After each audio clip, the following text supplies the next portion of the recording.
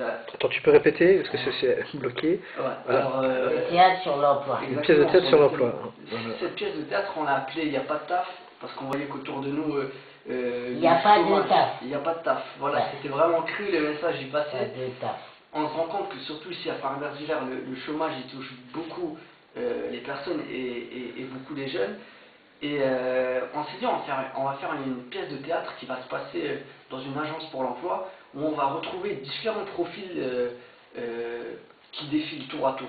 Donc il y a un directeur. D'accord, oui, je comprends. Et chacun Voilà, défile. voilà, un peu le quotidien, voir un peu l'absurdité du système. Complètement. La pesanteur du système aussi, la persécution Voilà. qu'on peut. Et on est vraiment allé dans l'exagération, même dans l'autodérision. Et c'est une pièce de théâtre. Voilà. C'est théâtre de rue ou théâtre dans une salle? C'est dans une salle, mais c'est aussi, on a déjà eu l'occasion de jouer à l'extérieur.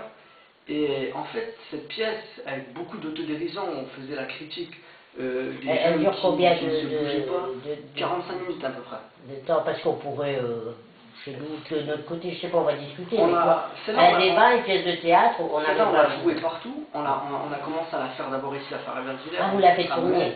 On l'a tourné partout. C'est d'ailleurs ce qui nous a valu le prix national Envie d'agir, où on a été reçu par Ah, la j'avais pas vu.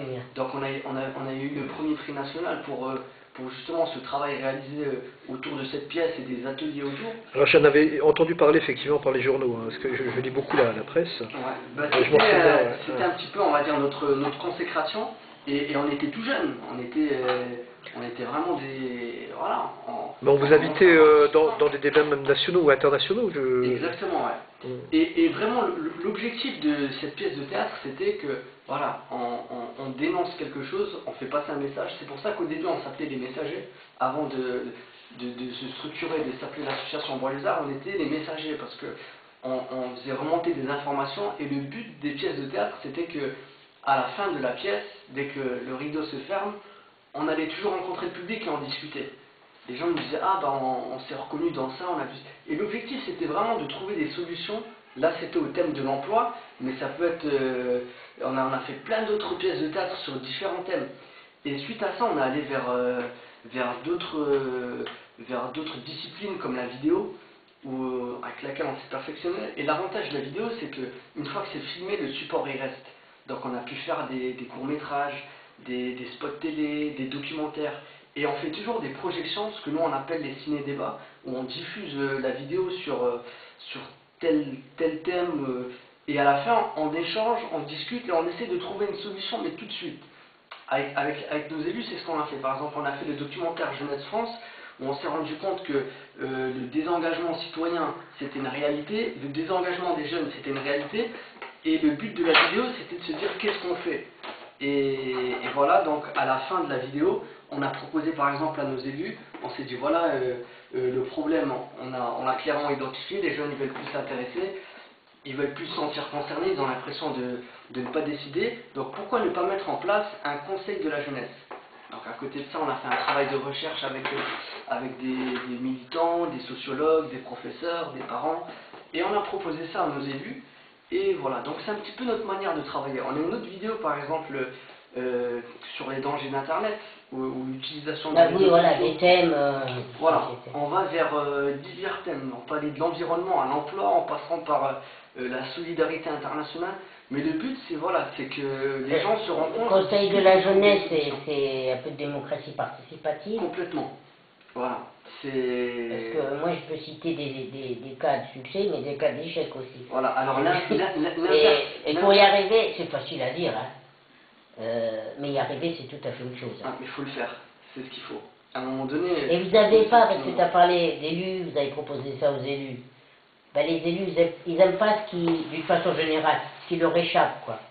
Et donc, ça leur a échappé ou pas? Alors, c'était compliqué de mettre ça en place. En fait, nous, dans le bassin houiller, on se rend compte que quand tu es jeune, que tu as des initiatives, des idées, et que tu veux changer les choses, tu es face à des milliers de portes. Parce que les gens, ils aiment bien que ça reste comme c'est, voilà, le pouvoir, on se rend compte qu'il est confisqué, qu'on a souvent les mêmes ça sert à visages. rien, on peut rien faire, de toute façon ils font ce qu'ils veulent, Voilà. nous on n'a rien à dire. Après, face à Et ça, comment tu fais pour te battre contre ça? ça? Tu as deux solutions. Soit tu te dis, il n'y a rien à faire et tu te fonds dans le moule, soit à un moment donné, tu te dis non.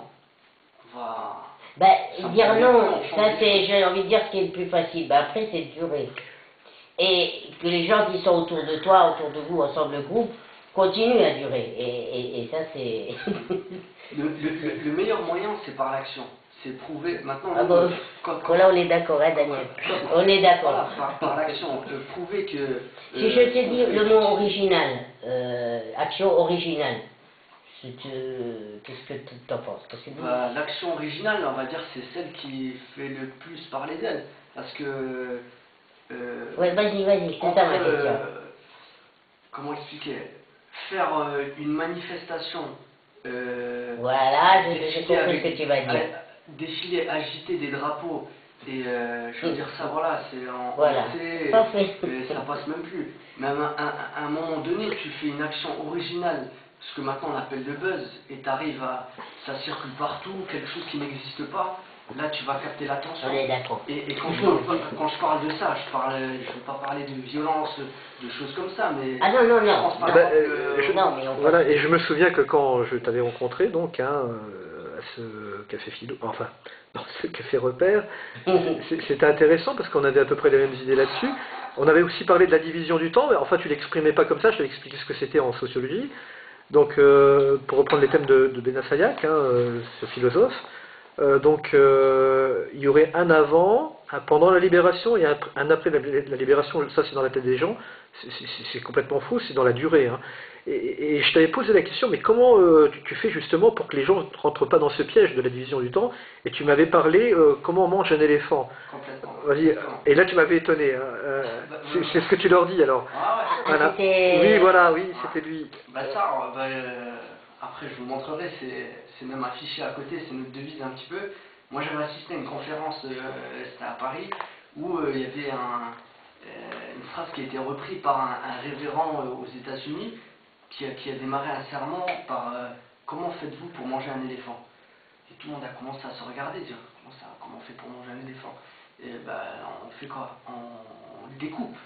Et voilà, la réponse c'est ça, c'est que face à un problème ou face à quelque chose, une idée, un projet qu'on peut avoir, on a l'impression que c'est tellement immense comme un éléphant qu'on ne peut pas le manger, on ne peut pas réaliser cette chose. Mais en découpant, en y arrivant étape par étape, voilà. La chose se fait. Oui, parce que les gens voudraient la libération, enfin une libération parmi tant d'autres, tout de suite, quoi. C'est ça le problème. Exactement. On en revient à une histoire de manifestation, tout court, sans originalité. C'est pas que ça fait flop, il en faut ici un moment. Bon, mais voilà, mais si c'est que ça va pas loin, parce que le lendemain, il n'y a plus rien. Voilà. Nous, si on fait une manifestation, on la fera dans les bois. Et de même, j'ai pu remarquer. Non, mais c'est très sérieux. Oui, on a un de nos adhérents qui a plus qu'une cabane, c'est vraiment un château dans les bois, et on essaye de voir ce qu'on peut faire. Oui, on l'appelle Sherwood.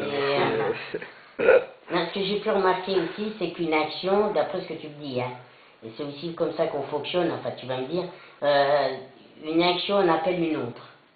Et effectivement, quand on fait une action, si le lendemain on n'a pas annoncé autre chose, dans un mois, dans 6 mois, autre chose, si on n'a pas annoncé, d'abord on démobilise, les gens qui sont venus ils disent bon ben c'est fini, et c'est le fait d'annoncer, de préparer à chaque fois autre chose qui fait que on va déjà toujours plus loin et on ne s'arrête pas, quoi. Exactement. L'ennemi c'est la tristesse, c'est quand les gens sont tristes ils font plus rien, quoi. Ben, on est dans une société de consommation, mais dans tous les sens du terme.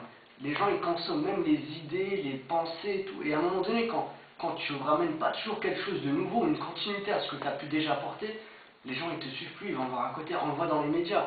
C'est triste à dire, mais moi ça fait 3 jours que j'essaie de trouver des images de la Syrie. On voit plus rien parce qu'on passe à autre chose, on met toujours autre chose. Et c'est malheureux à dire, mais dans nos actions, dans ce qu'on essaie de faire, il faut toujours le passé, voilà, l'histoire, l'échelle du temps, la culture, se mettre des échéances et et avec des moments clés et des actions à tel moment. Mais il faut toujours une continuité et essayer d'apporter de l'innovation, sinon j'ai envie de dire, on n'est pas entendu, on n'est pas écouté.